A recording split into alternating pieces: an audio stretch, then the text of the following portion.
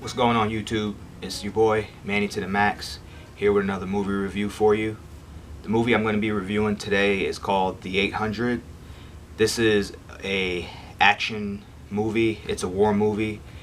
This movie is based on the events that took place in Shanghai, China, which was a battle between the Imperial Japanese Army and the Chinese Army at the time. It's a lot of history that I'm not going to really go into. It's a very interesting sort of part of military history, so if you're into that kind of thing, you may want to do some research on it. You may find a lot more interesting things that I'll give you in this movie review. This was overall a really good movie. I really liked this movie. There was a lot of good things I did that I'll hit on during this review. There was a few bad things. There wasn't a lot of bad in my opinion with this movie, but I'll talk about that as well. Starting off with the bad, just so we could get that out the way. In my opinion, I think this movie had way too many characters in it. Like, it had a lot of characters. To be honest, and this may be a fault on my part, I didn't really bother with trying to like memorize names and stuff like that. I kind of just wanted to really enjoy the movie, so I kind of shut my brain off when it came to try to like even attempt that character memorization. Also, maybe the issue also is this was a foreign film. I like to watch foreign movies in whatever language they're supposed to be in, and I just read the subtitles, which is the opposite of what I do for anime. I could hear all the fucking anime purists screeching right now, but anyway, that's different. That's for something different. One issue I had in the beginning of the movie too with the way it was shot was it was like a weird yellow sky. It looked like the sky was made out of piss. I don't know what that was about. Obviously, I know, yes, in a war zone there's going to be soot, and if there's burning stuff, there's going to be, you know, Lord knows what floating up into the air. But I don't know why in one of the opening scenes, I don't know why the hell the sky was yellow. That was kind of weird, but whatever. The beginning of the movie is, in my opinion, pretty slow. I think they could have picked up the pace a little bit quicker. So yeah, the beginning was pretty slow. On to the good. Like I said, there was a decent amount of good in this movie, which is why I think it was a good movie. I love the comparisons, the visual comparisons between the war zone and the area that was pretty much under European occupation.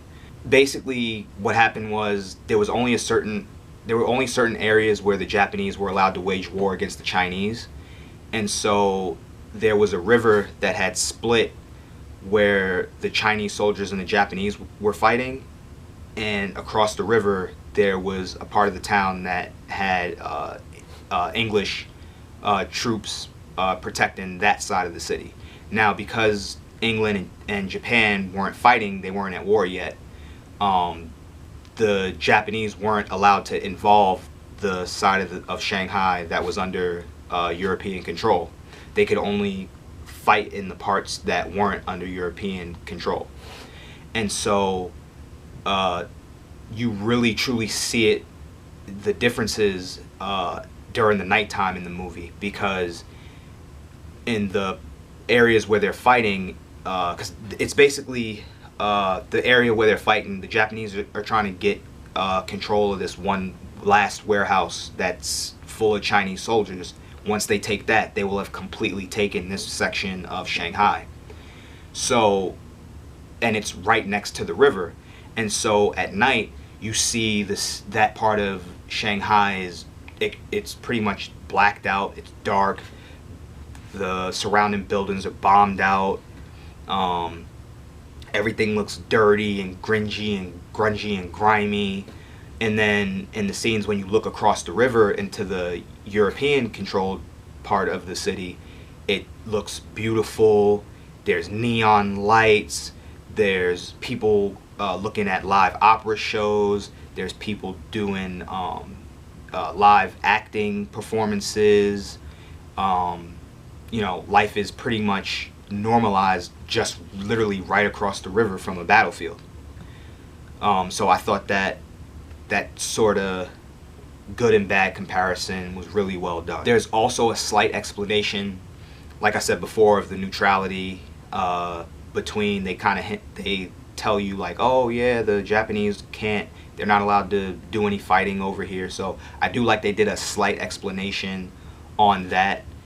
I thought that was good, a little good kind of gee whiz knowledge to let the viewer know like, oh okay, that's why they're not fighting there and all of that stuff. The characters in the movie, they felt really normal.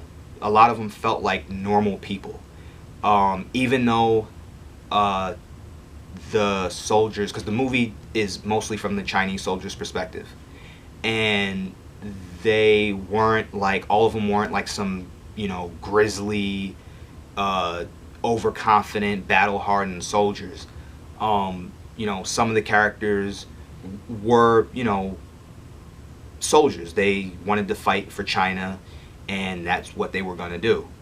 But you also had characters who, for lack of a better word, showed a lot of cowardice. They didn't want to be there. There's one character who, throughout the whole movie, he keeps trying to escape. There's another character who tries to escape, and he ends up drowning. And then you kind of have a couple soldiers who are in the middle where they're scared because obviously they don't want to die, but at the same time they realize that there's a foreign enemy trying to occupy your country, so in a way they feel compelled to fight at the same time. So it was interesting seeing that tug of war within themselves. The other thing I liked about this movie was that it gave you different perspectives from different people viewing, who are in and or viewing the battle situation. So obviously you get the Chinese soldiers' perspective of them viewing the Japanese who are invading. They get to view like how life is across the river in the other part of Shanghai. You have some of the Shanghai civilians who are on the other side of Shanghai, and they are basically, like I said, living a normal life, but when they look across, they can see the battles being waged, they can see people dying. They give you a somewhat of a perspective on the Japanese, not much. Theirs is kind of straightforward, like they're just trying to, conquer this warehouse. The other cool thing that I thought was really well done in this movie was the action scenes. There's a lot of action in this movie. Like if you're an action junkie, you're most likely gonna like this movie, even if it's just for the action alone. They showed off a lot of cool like methods of the fighting between the two sides. There was one scene in the movie where they had an entrance to the warehouse open, and the Chinese soldiers hid in the warehouse, and the Japanese sent in a group of soldiers. As soon as they went in, the doors closed, and they basically had bombs inside the main part of the warehouse that blew up and killed most of them. The Japanese at one point tried to use poison gas to kill the Chinese soldiers who were in the warehouse. It did kill some of them, but most of them were able to put on gas masks and survive the attack. There was one point where the Japanese snuck through a sewer entrance into the warehouse, which was pretty cool. Like some of them had on like almost like Yakuza tattoos, and they were carrying like katanas with them and shit. So that was pretty cool, but that attack didn't work either. One of the most strongest scenes in the movie, definitely for me anyway, had to be when the Imperial Japanese Army, they had these like thick metal shields, and they almost looked like giant turtles. They were moving towards the warehouse, and because they had like thick metal shields, the bullets from the rifles that the Chinese soldiers had couldn't penetrate the shields. So the idea was they wanted to go up to a wall they were using pickaxes to put a hole in the walls of the warehouse. They were going to put explosives in it in order to blow holes in the warehouse that they could go in through.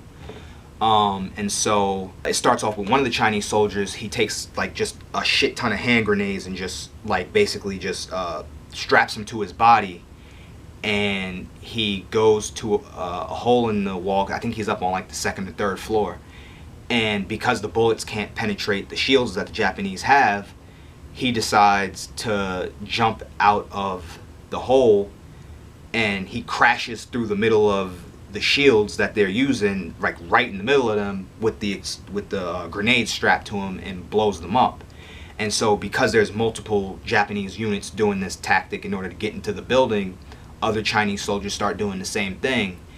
And not only are they doing it, but some of them, right before they jump out of the windows and stuff into the Japanese troops, they're like shouting out their last names. They're shouting out their first names.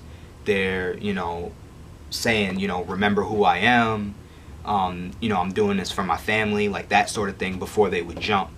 You know, that being their last words. So I thought that was a really, really cool part of the movie. It was sad. It was sad, but it was cool at the same time. Like I said before, if you're into action movies, or if you're into military movies, even if you're not, and you just like movies in general, I definitely think this movie is worth anyone checking out. Like I said, this is just my honest opinion on it. I think this movie was really well done, and you know, I think you should check it out. So once again, this is Manny to the Max. Please subscribe, hit the like button, leave a comment if you want, and I'll see you next time. Peace.